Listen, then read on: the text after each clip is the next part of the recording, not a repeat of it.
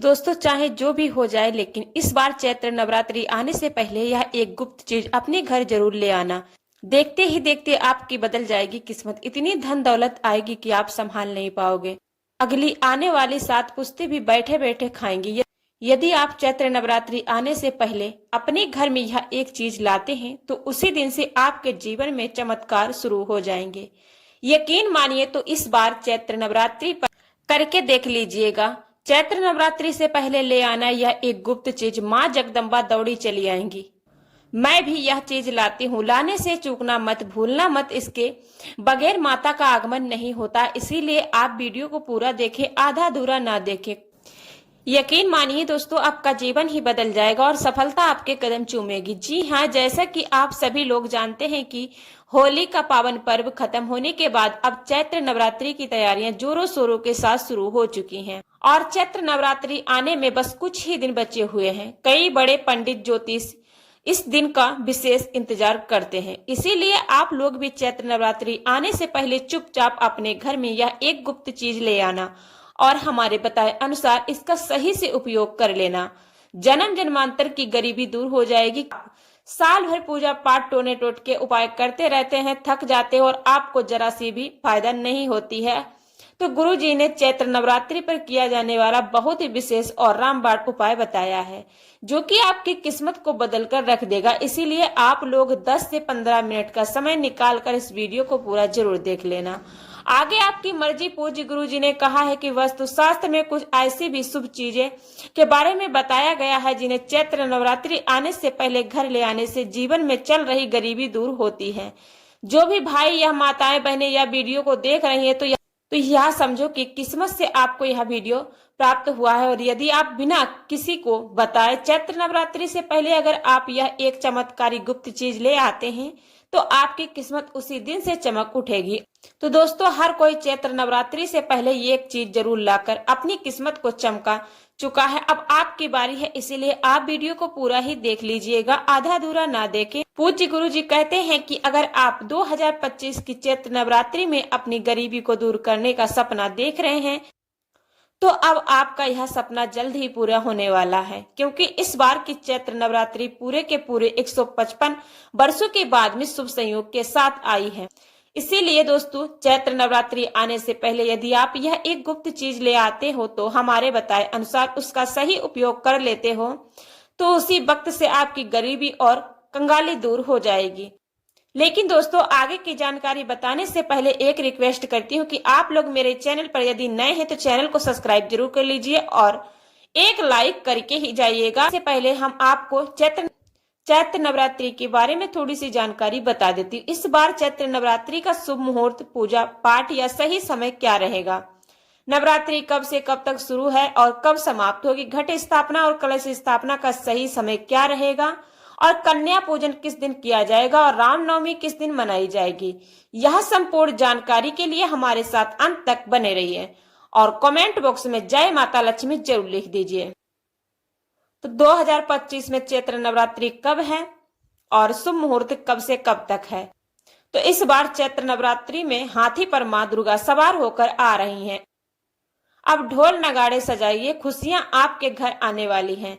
भक्तों, मान्यता है कि अगर चैत्र नवरात्रि के दौरान माता दुर्गा घोड़े पर नहीं बल्कि हाथी पर सवार होकर आती हैं तो यह बहुत ही शुभ और कल्याणकारी माना जाता है कि इससे जीवन सुखमय हो जाता है, पूजा पाठ का भरपूर लाभ मिलता है और मन में सुकून मिलता है। माता वैष्णो देवी अपने भक्तों पर अपार कृपा बरसाती हैं। इस बार की नवरात्रि पूरे 8 दिन तक चलने वाली है, यानी ना एक दिन कम ना एक दिन ज्यादा, 8 दिनों तक माता रानी की विशेष पूजा अर्चना की जाएगी। खास तौर पर माता शेरावाली की भक्ति का विशेष महत्व रहेगा। चैत्र नवरात्रि का पहला व्रत 30 मार्च रविवार को रखा जाएगा और अंतिम व्रत 6 अप्रैल रविवार को होगा।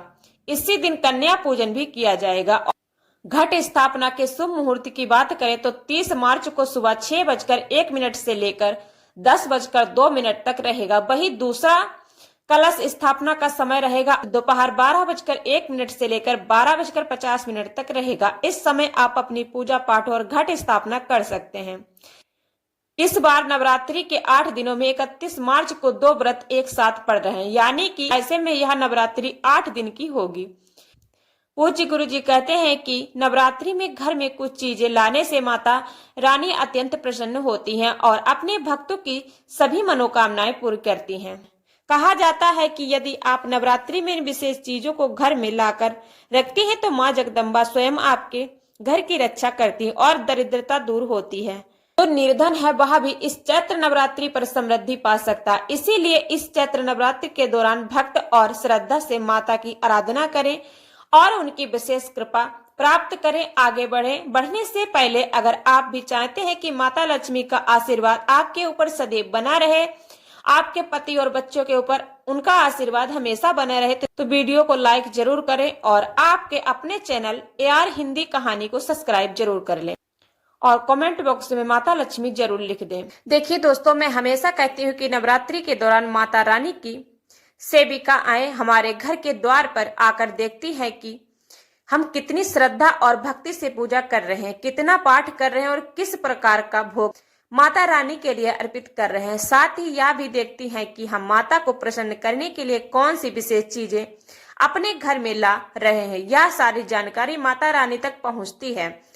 आपने देखा होगा कि गांव और शहरों में जहां प्रमुख मंदिर होते हैं, लोग सामूहिक रूप से माता की मूर्ति स्थापित करते हैं और इन सेविकाओं का काम होता है कि पूरे इलाके में घूमकर यह देखना कि कौन किस श्रद्धा से पूजा कर रहा है।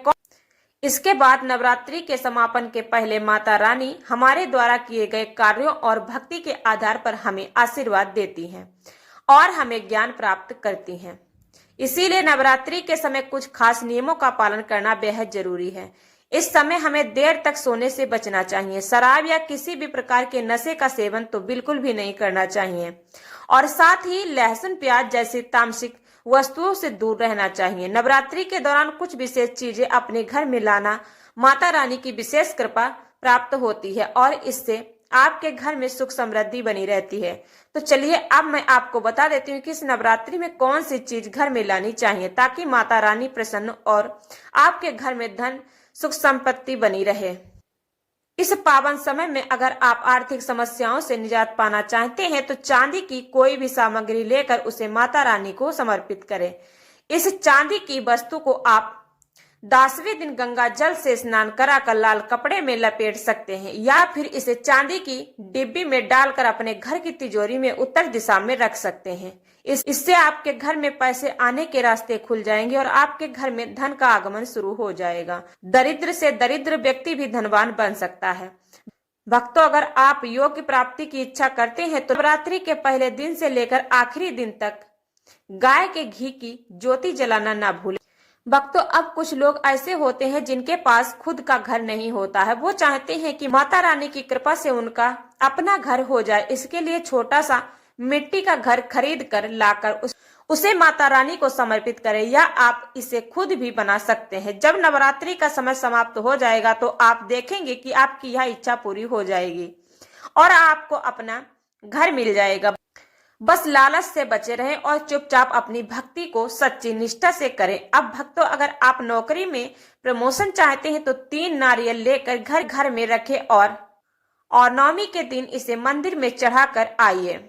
आपकी नौकरी में कैसे तरक्की होती है, आपकी मेहनत दुगनी गति से बढ़ेगी और आपके घर में धन की कोई कमी नहीं रहेगी।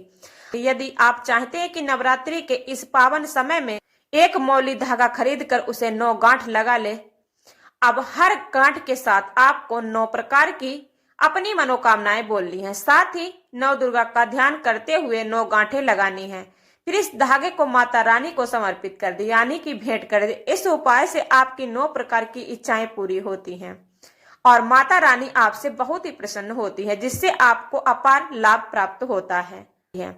इसके अलावा अगर आप चाहते हैं कि आपके परिवार जीवन में कोई अशांति या परेशानी ना हो तो नवरात्रि के दौरान 16 श्रृंगार खरीद कर माता रानी को अर्पित करें। ऐसा माना जाता है कि जब कोई व्यक्ति अपने जीवन में माता रानी को 16 श्रृंगार अर्पित करता है तो उसके पारिवारिक जीवन में जो भी समस्याएं चल रही होती है वे समाप्त हो जाती। यदि परिवार में कोई विवाद चल रहा है, डिवोर्स की संभावना है, तो यह उपाय बहुत ही प्रभावी है। माता रानी की कृपा से परिवार में सुख शांति लौट आती है और कोई भी संकट टल जाता है। लेकिन ध्यान रखें, जो 16 श्रृंगार आप माता रानी को चढ़ाने जा रहे हैं वह अच्छे और असली हों।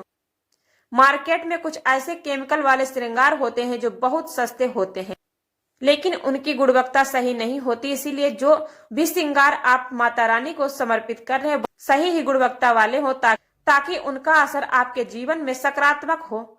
और चैत्र नवरात्रि में एक और खास उपाय है जो आप कर सकते हैं। आप चांदी के सिक्के भी ला सकते हैं और माता रानी को समर्पित कर सकते हैं। यह भी एक शुभ संकेत है और इसे बहुत ही अच्छा माना जाता है। दोस्तों, अब मैं आपको बेहद खास उपाय बताने जा रही हूँ जो है आपके घर में सुख समृद्धि सकारात्मक ऊर्जा लाने में मदद करेगा।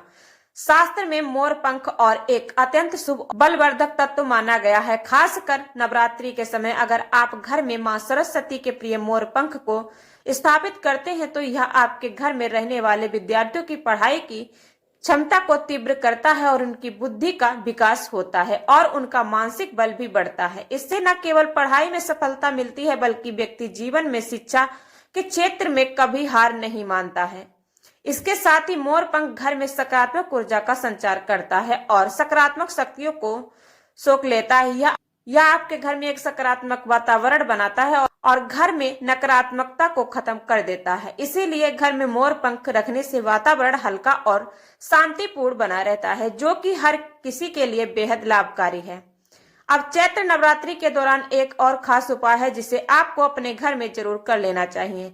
वह है केले का पौधा लाना। नवरात्रि में यदि आप घर के आंगन में केले का पौधा लगाते हैं और उसे रोज जल चढ़ाते हैं तो आपके जीवन में एक आदित्य बदलाव देता है।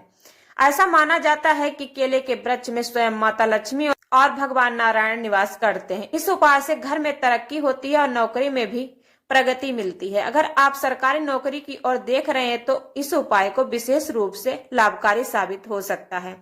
इसके अलावा एक और भी शुभ चीज है जिसे नवरात्रि में आपको अपने घर में लाना चाहिए। चांदी का कछुआ।